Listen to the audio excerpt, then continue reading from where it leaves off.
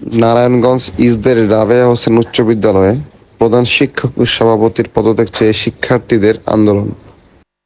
আন্দোলনরত শিক্ষার্থীদের কথা শুনে বিএনপির ফতুল্লা থানা তাঁতি দলের সভাপতি সিদ্দিকুর রহমান উজ্জ্বল অতঃপর তাদের দাবিকে যৌক্তিক বলে মনে করেন এবং শিক্ষা প্রতিষ্ঠানকে দলীয়করণ মুক্ত করার আহ্বান জানান এবং তিনি শিক্ষার্থীদের দাবি অনুযায়ী প্রধান শিক্ষক এবং সভাপতিকে অতি দ্রুত এসে শিক্ষার্থীদের দাবি মেনে নিতে বলেন। পরিবেশে শিক্ষার্থীরা সিদ্দিকুর রহমান উজ্জ্বল কথা শুনে পরিস্থিতি শান্ত করে। জানা যায়, সিদ্দিকুর রহমান উজ্জ্বল ইসদের রাবেয়া হোসেন উচ্চ বিদ্যালয়ের প্রাক্তন ছাত্র ছিলেন। উনি এখন টাইম কি কারণে নিব আমাকে এটা বলেন, টাইম কি কারণে দিব? আমি স্কুলের ছাত্রী, কিন্তু এর পাশাপাশি আমি বৈষম্যবিরোধী ছাত্র আন্দোলনে স্কুল হচ্ছে ছাত্রছাত্রীদের। এখানে কেন বহিরাগতরা প্রবেশ করবে? ওনারা কেন এখানে আসবে? এখানে স্টুডেন্টদের যে অসুবিধা, ওটার দিকে কেন এতদিন প্রিন্সিপাল নজর দিল? স্টুডেন্টরা কনভিন্স হচ্ছে, এরপরও কেন প্রিন্সিপালের পদক্ষেপ নিল না? আপনারা খালি বলতেছে স্টুডেন্টরা সবুর করো, আসতেছে 5 মিনিট 10 মিনিট, স্টুডেন্টদের ধৈর্যের সীমা কিন্তু পার হয়ে যাবে। এমন করে শেখ হাসিনাও কিন্তু আমাদেরকে অনেকবার বলেছে, আমরা শেষ পর্যন্ত কিছু করতে না পেরে স্বৈরাচার মুক্ত করেছি দেশকে। দালালদের কারণে সুবিচার পায়নি ছাত্ররা। আজকেও যে ওই পেশি শক্তি আবারও একটা স্টুডেন্টকে ক্ষতি করবে না, এটা আমরা কিভাবে ভেবে নেই?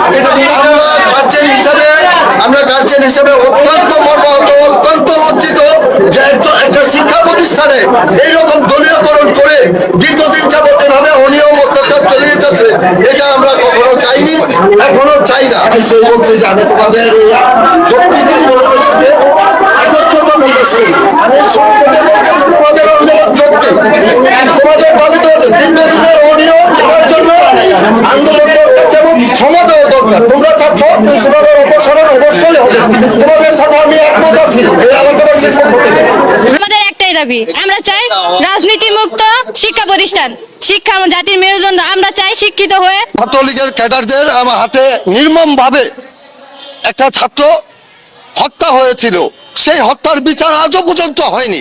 আগামীতেও যে এরকম হবে না তা কিভাবে আমরা ভাববো? আমরা এই কারণে আমি আমার দল জাতীয়তাবাদী দল বিএনপির পক্ষ থেকে আমি আমার সন্তানদের নিরাপত্তার জন্য, আমি আমার ছাত্রদের নিরাপত্তার জন্য দলীয়করণ মুক্ত চাচ্ছি এই স্কুল।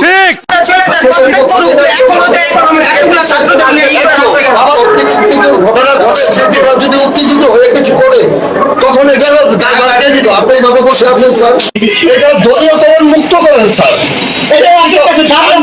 আমি এই স্কুলের স্টুডেন্ট, সেই হিসাবে আপনার কাছে আমি আপনার ছাত্র, আপনার কাছে আমার দাবি যে দলীয়করণ মুক্ত করেন এই স্কুলটা।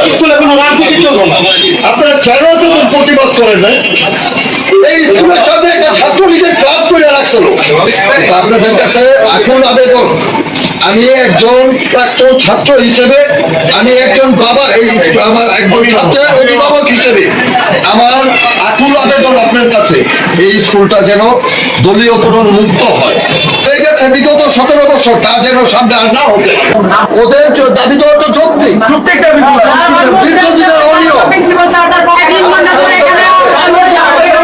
ওরা এখনো ধৈর্য ধরে। এখানে এরকম কিছু আমরা চাই না যে কিছু হোক, স্যার এসে পদবি করতে স্বাক্ষর করুন।